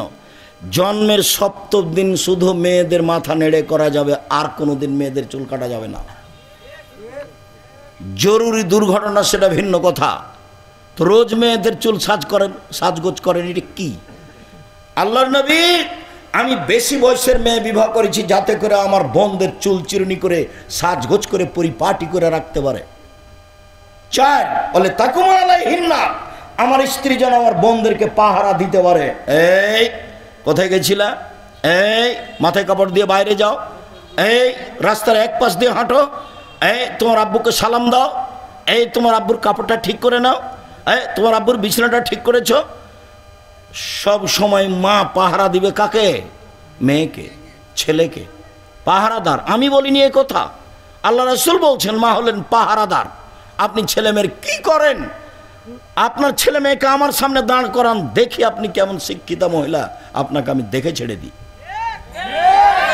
আপনাকে তো আমি দুর্বল ভাষায় কিছু বলতে চাই না, আপনাকে আমি বস্তির মহিলা মনে করব কেন? আপনাকে তো আমি খাদিজার মতো সম্মান দিতে চাচ্ছি। 1 মিনিট দেখবেন খাদিজাকে, 1 মিনিট দেখবেন। এ দেখেন জিবরাইল আলাইহিস সালাম আল্লাহর নবীর কাছে এসে বলছেন, মুহাম্মদ ওই যে খাদিজা আসছেন, তার হাতে একটা বাটি আছে, বাটিতে তরকারি আছে। ফাকরা আলাইহা সালাম মিন্নি অমিন রব্বেহা, ও আসলে আপনি বলবেন খাদিজা তোমাকে আল্লাহ সালাম দিয়েছেন, তোমাকে জিবরাইল সালাম দিয়েছেন। ও বাসরাবে বাইতিন বেকাসবিন লা সাখাবা লা নাসাবা, আপনি তাকে একটা খুব উন্নত মানের পদার্থ দ্বারা তৈরি জাঁকজমকপূর্ণ প্রাসাদের সংবাদ দেন, যেই প্রাসাদে থাকবে না কোনো অশান্তি, থাকবে না কোনো হইচই। জিবরাইল বলছেন আমাদের নবীকে, কার ব্যাপারে? খাদিজার ব্যাপারে। 1 মিনিট দেখবেন। এ দেখেন সারা, সারাকে দেখেন 1 মিনিট। এ দেখেন সারা, সারার গায়ে যখন হাত দিতে গেল স্বৈরাচারী শাসক দাঁড়িয়ে হাত বাড়িয়েছে, সারার গায়ে হাত লাগাবে। সারা বলছেন থামেন, আগে অজু হবে, 2 রাকাত সালাত হবে, তারপরে কোনো কথা। সারা অজু করলেন, 2 রাকাত সালাত আদায় করলেন, তারপরে বলছেন আল্লাহুম্মা ইন কুনতা তাআলামু আমানতু বিকা ওয়া রাসূলিকা, হে আল্লাহ তুমি যদি জেনে থাকো আমি তোমাকে বিশ্বাস করি, তোমার নবী ইব্রাহিমকে নবী বলে বিশ্বাস করি। অহাসান্তু ফারজিল্লাহ জাওজি, জিন্দেগিতে আমার লজ্জা স্থান আমার স্বামী ছাড়া কাউকে ব্যবহার করতে দিনি। এই 3টা কথা যদি ঠিক হয়ে থাকে, আল্লাহ তুসাল্লাহ তালাল কাফেরা, কোনো কাফের যেন আমার গায়ে হাত লাগাতে না পারে। কথা শেষই হয়নি, কাফের অজ্ঞান হয়ে পড়ে গেছে। হাদিস বুখারী মুসলিম। নির্জনে আমি বলছি, আমি তোমাকে মেনে নিয়েছি, তুমি আল্লাহ। আমি বলি না ইব্রাহিম আমার স্বামী, এ কথা আমি বলছি না।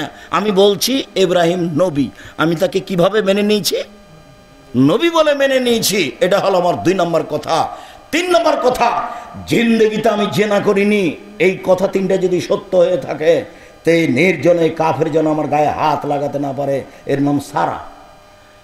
আপনাকে আমি এভাবে সম্মান করতে চাচ্ছি, আমি আপনাকে দুর্বল ভাষায় দেখতে চাইনি, আমি আপনার জন্য দুর্বল ভাষা ব্যবহার করতে চাইনি। ঢং ঢং করে গেলেন, ঢং ঢং করে আসলেন, গল্প জমাচ্ছেন সব সময়, আপনার স্বভাবই তো ভালো নয়। আপনাকে আমি কি দিয়ে সম্মান করতে পারি? আমি আপনাকে শতদিন বলেছি, আরেকজন মহিলা যদি আমার গায়ের উপর দিয়ে চড়ে চলে আপনি মুখ খুলবেন না। গেছে গেছে, এত ভিড়, এত হুড়াহুড়ি যে আরেকজন মহিলা আপনার গায়ের উপরে পা দিয়ে চলে গেছে, আপনি মুখ খুলবেন না, বাঁকা চোখে দেখবেন না। গেছে গেছে। সদাচরণ কাকে বলে? শিষ্টাচার কাকে বলে? উপস্থিত বৈঠকের দিনই মুসলিম ভাই বোন, দাঁত নেওয়া শিখবেন না। দাঁত শব্দ বুঝেন না? দাঁত তুলে নেব বলে না মানুষে? দাঁত নেওয়া শিখবেন, প্রতিশোধ নেওয়া শিখবেন না। প্রতিশোধ নেই, প্রতিশোধ গেছে, প্রতিশোধ বিদায় করে দিয়েছি। প্রতিশোধ নিয়ে 5 মিনিট বেঁচে থাকতে রাজি নেই, সব ক্ষমার পাল্লাই যাবে, ফল ভালো হবে ইনশাল্লাহ, ফল ভালো হবেই। একদিন ঢাকা ডোমেস্টিক বিমানবন্দরে একজন আমাকে বলছে, এবারে এসে সালাম দিই বলছে খুব জোরে, অত শক্ত করে কথা বলেন কেন, নরম করে কথা বললে হয় না, এভাবে বলছে। তা বলছি যে শক্ত করে না বললে হয় না, এই জন্যই বলি। আবার বলছে না, নরম করে বললে হবে, অত শক্ত করে বলেন কেন, নরম করে বলেন না কেন, নরম করলে বললে হবে। আবার আমি বলছি নরম করে বললে হবে না, এই জন্যই শক্ত করে বলি। আবার খুব চিৎকার করে বলছে। তখন আমি বললাম আল্লাহর নবী খুব শক্ত করে বলতে বলেছেন, সেই জন্যই শক্ত করে বলি। এখন বিমানবন্দর জরিপ করা হোক, যে কয়েকজন লোক বিমানবন্দরে আছে, এই জরিপে যদি আমার কথা বেশি মেনে চলে অন্য বক্তাদের চেয়ে, এইটা যদি না হয়, মানে আমার কথা বেশি মেনে চলে, আলহামদুলিল্লাহ, এটা যদি না হয় জরিপে, আমি আর কোনোদিন বক্তব্য দেব না। তখন চট করে বলছে, হেসে বলছে, মনে কিছু নিয়েন না, আমার সাধ ছিল আপনার মতো করে আপনার সামনে একটু কথা বলবো, সেই জন্য। আসলেই আমার আপনার বক্তব্য আমাকে পরিবর্তন করেছে, আমার একটু সাধটা ছিল আপনার সামনে এভাবে বলবো, সেই জন্য বলেছি, আমাকে মাফ করবেন, আমার একটা বলার সাধ ছিল আপনার সামনে। ভালো, জাযাকাল্লাহ খায়ের, তুমি বলেছ। যখন আমি যে জেলাতে যাই তখনই কিছু মানুষ মাপ চাই, তো আমি বলি ঠিক আছে মাফ করলাম। সে কি বলেছে সেটা আমার দেখার বিষয় নয়। আমি আমার জীবনে কোনোদিনও অপ্রয়োজনীয় কাহিনী বলিনি, আমি কেসাও বলিনি, অপ্রয়োজনীয় কথাও বলিনি। রাসূল সাল্লাল্লাহু আলাইহি সাল্লামের কথা সম্ভবপর বলার চেষ্টা করি। আবু হুরায়রা রাদিয়াল্লাহু তাআলা আনহু বলেন, রাসূল সাল্লাল্লাহু আলাইহি ওয়াসাল্লাম বললেন, আশ-শাহনু রাহমাতুন আর রাহমাস-শাহনাতুন রাহমান, সদাচরণ রহমান থেকে নির্গত হয়েছে। রাহামিম এই শব্দ থেকে সদাচরণ শব্দটা নির্গত হয়েছে। এবার আল্লাহ বলছেন, এই সদাচরণ, মান ওয়াসালাকে ওয়াসালতুহু ওমান কাতাকে কাতাতুহু, সদাচরণ তোমাকে যে নিবে আমি আল্লাহ তাকে নিব, সদাচরণ তোমাকে যে ছেড়ে দিবে আমি আল্লাহ তাকে ছেড়ে দিব। যার সদাচরণ নেই তার আল্লাহ নেই। কিভাবে খায়? হিন্দু যেভাবে খায়। কিভাবে জমি জায়গা অর্থ সম্পদ কিনে করে বাড়ি গাড়ি, তো হিন্দু যেভাবে করে। আয়েশা রাদিয়াল্লাহু তাআলা আনহা বলেন, রাহিমাহুল্লাহ বিলাসে সদাচরণ আল্লাহর আরশ ধরে ঝুলন্ত। তাহলে একটা সদাচরণের একটা রূপরেখা। আয়েশা রাদিয়াল্লাহু তাআলা বলেন, আল্লাহ নবী বললেন সদাচরণ আল্লাহর আরশ ধরে ঝুলছে অবস্থায়। তারপরে সদাচরণ বলছে, আমি সদাচরণ বলছি, মান অসালানি অসালাহুল্লাহ, আমাকে যে নিবে আল্লাহ তাকে নিবে। ওমান কাতানি কাতাহুল্লাহ, আমাকে যে ছেড়ে দিবে আল্লাহ তাকে ছেড়ে দিবেন। সদাচরণ এমন একটা জিনিস যা দিয়ে সবচেয়ে দামি জান্নাত পাওয়া যায়। আবু মুসা আশআরী রাদিয়াল্লাহু তাআলা আনহু বলেন, আল্লাহর নবী বলেন, ইন্না ফিল জান্নাতি লা গোরাব ইউরা জাহিরুহু মিন বাতিনিহা বাতিনুহু মিন জাহিরিহা। একটু যেহেতু এটা কমই প্রতিষ্ঠান, সহযোগিতা করতে হয় আমাদেরকে, আর আপনারা করে থাকেন, কোনোদিনই কোনো বছরই খালি পয়সায় আসবেন না। 10 টাকা হোক, 10,000 টাকা হোক, 100 টাকা হোক। আর ওই হাদিসটার প্রতি আমল করো তো, যে দেওয়া হাত ভালো নেওয়া হাতের চেয়ে। আর 10 টাকা দিলে ওটা পূর্ণ হবে, না দিলে ওই পরিমাণ ক্ষতি হবে, হবেই। আমি বুঝতে পারি আর না পারি, না দিলে ক্ষতি হবেই। আমি বুঝতে পারি আর না পারি, যার কারণে কেউ চাইলে দিতে হয়। ছেলেরা এখন আসছে, ওরা চুপচাপ আসবে, আপনারা তাদের হাতে আপনার গতিমতো দিতে থাকবেন। আমি আপনাকে যে অবস্থায় আছি সেটা শোনাই। সবচেয়ে দামি জান্নাত পাওয়া যাবে যে জান্নাতের বাহির থেকে ভেতর দেখা যায়, ভেতর থেকে বাহির দেখা যায়, টকটক করছে, ঝকঝক করছে। তো সাহাবিগণ বললেন, লেমান হাজেহি, আল্লাহ নবী এত দামি ঘর কে পাবে? তখন আল্লাহ রসুল বলছেন, লেমানা আলানাল কালামা, যার স্বভাব ভালো সে পাবে, যার সদাচরণ আছে সে পাবে, যার ভালো কথা ভালো কর্ম সেই পাবে। ভালো কথা ভালো কর্ম দিয়ে সবচেয়ে দামি জান্নাত পাওয়া যায়। এইবার যে রুজি বেশি করা চায়, যে আল্লাহ আমার টাকা পয়সা কিছু বেশি হোক, আল্লাহ আমার টাকা পয়সা কিছু বেশি হোক, বা আল্লাহ আমার একটু বয়স বেশি করে দাও, একটু দেখেন। আনাস রাদিয়াল্লাহু তাআলা আনহু বলেন, রাসূল সাল্লাল্লাহু আলাইহি সাল্লাম বলেছেন, মান সাররাহু, যাকে ভালো লাগে, আইয়ুবসাতা লাহু রিজকুহু, তার আল্লাহ রুজি বেশি করে দেখ। যে চায় তার রুজি বেশি হয়ে যাক, তার টাকা পয়সা বেশি হয়ে যাক, ওয়া ইনশাল্লাহু ফি আসারিহি, তার বয়স একটু বেড়ে যাক, আরও কিছুদিন বেঁচে থাক, এইটা যে চাই, সে যেন ফালেসেল রাহেমাহু, সদাচারণ করে। সদাচারণ করলে অর্থ সম্পদ বেশি হয়, সদাচারণ করলে বয়স বেড়ে যায়। আল্লাহ যেটা রেখেছেন পৃথিবী সৃষ্টির 50,000 বছর পূর্বে যেটা লিখেছেন, সেটা কেটে দিয়ে নতুনভাবে লিখে দিবেন। তার 1 নাম্বার কাজ হলো সদাচারণ। 2টা কাজে লিখিত ভাগ্য কেটে বাড়িয়ে দেওয়া হয়।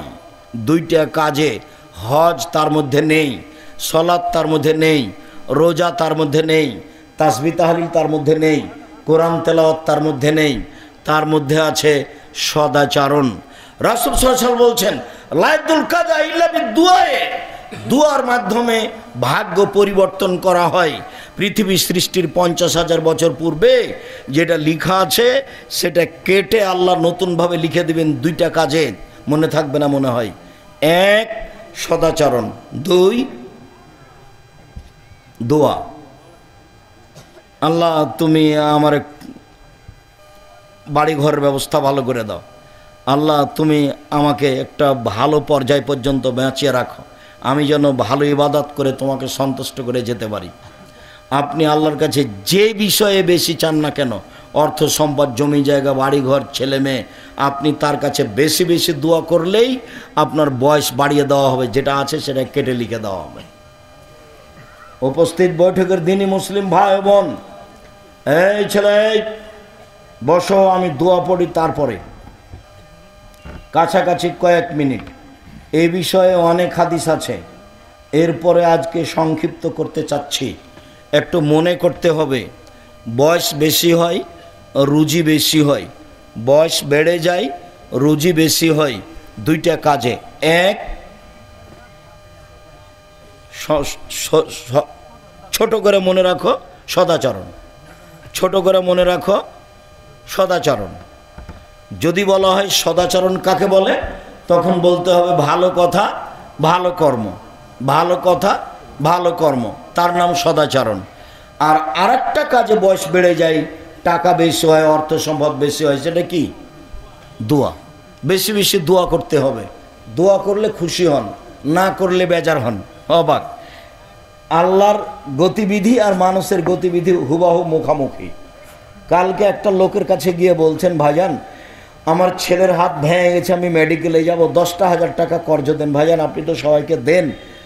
তখন ও বলবে, আচ্ছা ঠিক আছে, তুমি তো বিপদে পড়েছো, 10,000 টাকা নিয়ে যাও। পরের দিনে আবার গেছেন, গিয়ে বলছেন, ভাইজান আমার মেয়ে ছেলেটা এভাবে দুর্ঘটনা ঘটেছে, তা আপনি যদি আর 10,000 টাকা দিতেন। তখন ও বলবে, তোর জন্য টাকা বানাই নাকি? আর এই কথাটাই যদি এখন আপনি আল্লাহকে বলবেন, যতবার বলবেন তত বেশি খুশি, যতবার সংখ্যা বেশি হবে তত বেশি খুশি, আর যত মুখ বন্ধ থাকবে তত বেজার বেশি। আল্লাহ আমার এই ছেলেটার 10,000 টাকার ব্যবস্থা করো, আল্লাহ তুমি আমার এই ছেলেটার 10,000 টাকার ব্যবস্থা করো, আল্লাহ আমার এই দুর্দিনে তুমি এই কাজটা করে দাও। আপনি যখন হাত তুলে বলবেন, ইসমে আজম পড়ে বলবেন, তখন আল্লাহ বলবেন ঠিক আছে করে দিলাম। তার গড়াটা তার ব্যাপার, আর আমি হাত তুলে দোয়া করবো এটা আমার ব্যাপার। তিনি তো আর আমার মতো করবেন না, কাজে আমি বুঝতে পারি নাও বুঝতে পারি, হয়তো বা তার চেয়ে একটা বড় বিপদ ছিল সেটা ঠেকিয়ে দেওয়া হয়েছে, এটা চলে এসেছে, কিন্তু আমি বুঝলাম যে আমারটা কবুল হয়নি, কিন্তু আর একটা বড় বিপদ আসছিল সেটা ঠেকিয়ে দেওয়া হয়েছে, সেটা তো আর আমি বুঝলাম না।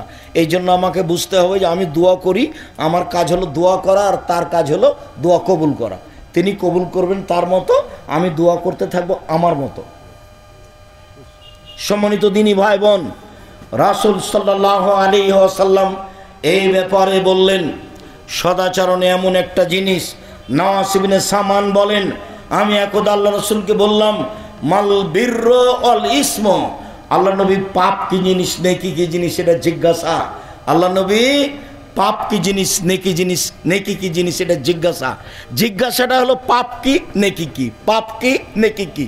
তখন আল্লাহ রাসূল বলছেন, আল বিরর হুসনুল খুলুক, নেকি হলো ভালো আচরণ।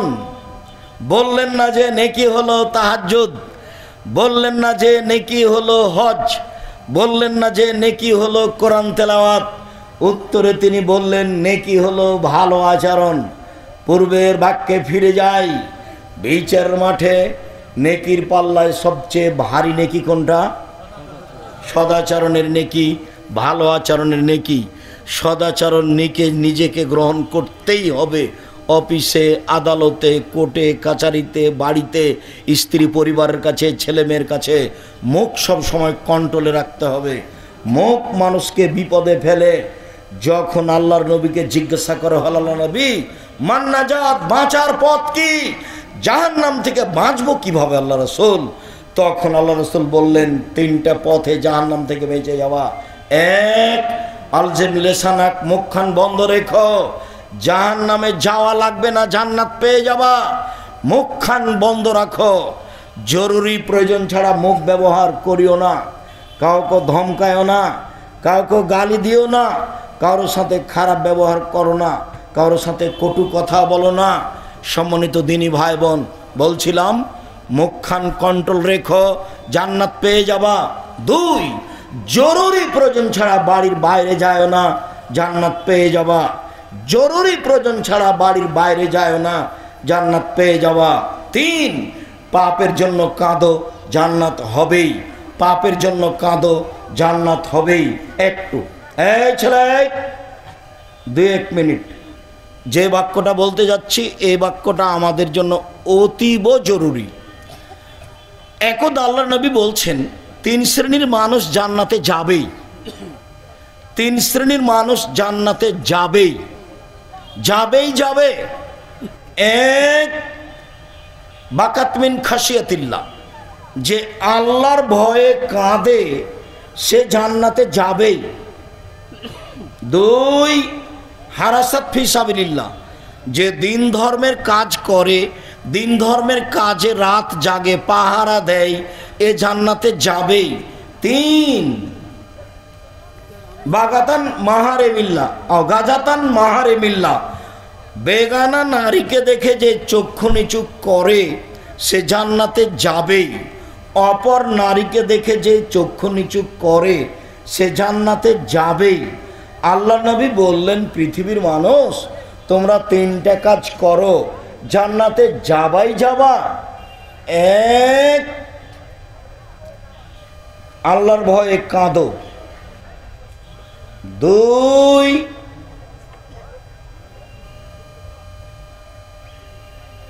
আল্লাহর ভয়ে কাঁদো। 2, জরুরি প্রয়োজন ছাড়া বাড়ির বাইরে যাবা না। 3, বেগানা নারীকে দেখে চক্ষু নিচু করো, তার মানে তুমি বড় মোবাইল ব্যবহার করতে পারবা না।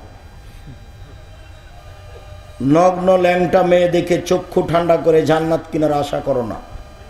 জান্নাতে মেয়েরা আছে, সর্বোচ্চ দামি মেয়ে, যাদেরকে জিন কোনোদিন স্পর্শ করেনি, যাদেরকে মানুষ কোনোদিন স্পর্শ করেনি, যাদেরকে দেখে মনে হবে ঝিনুকের মধ্যে লুকানো মুক্তা, যাদের মাথার চুল হবে লম্বা লম্বা, কোঁকড়া কোঁকড়া, কুচকুচে কালো, যারা হবে 15-16 বয়সের মেয়েদের মতো ভিন্ন ধরনের রূপ চেহারার। এই সব মেয়েকে যদি ভোগ করতে হয় তাহলে রং মাখানো এই সব মেয়েদেরকে দেখে চক্ষু ঠান্ডা করে, কলিজা ঠান্ডা করে জান্নাত কিনা যাবে না, ভুল হিসাব। যেদিন বলেছি 3টা পাপের কারণে সমাজে 3টা বিপদ নেমে আসে, সমাজে 3টা পাপের কারণে 3টা বিপদ নেমে আসে। বিপদ 1, ভূমিকম্প হবে। বিপদ 2, আকার আকৃতি পরিবর্তন হবে। সন্ধ্যায় ছিল মানুষ, সকালে হবে শোর। সন্ধ্যায় ছিল মানুষ, সকালে হবে বানর। হবেই হবে, সেদিন চলে এসেছে কাছাকাছি। বিপদ 3, সব সমস্যা নেমে আসবে সমাজে 3টা পাপের কারণে। মসজিদে মারামারি, মাদ্রাসায় মারামারি, যেখানে সেখানে হইচই, জমির দাম যা, রেস্টি খরচ তাই, চতুর্দিক থেকে সমস্যা নেমে আসবে তিনটা পাপের কারণে। বিপদ এক, ভূমিকম্প। বিপদ দুই, আকার আকৃতি পরিবর্তন।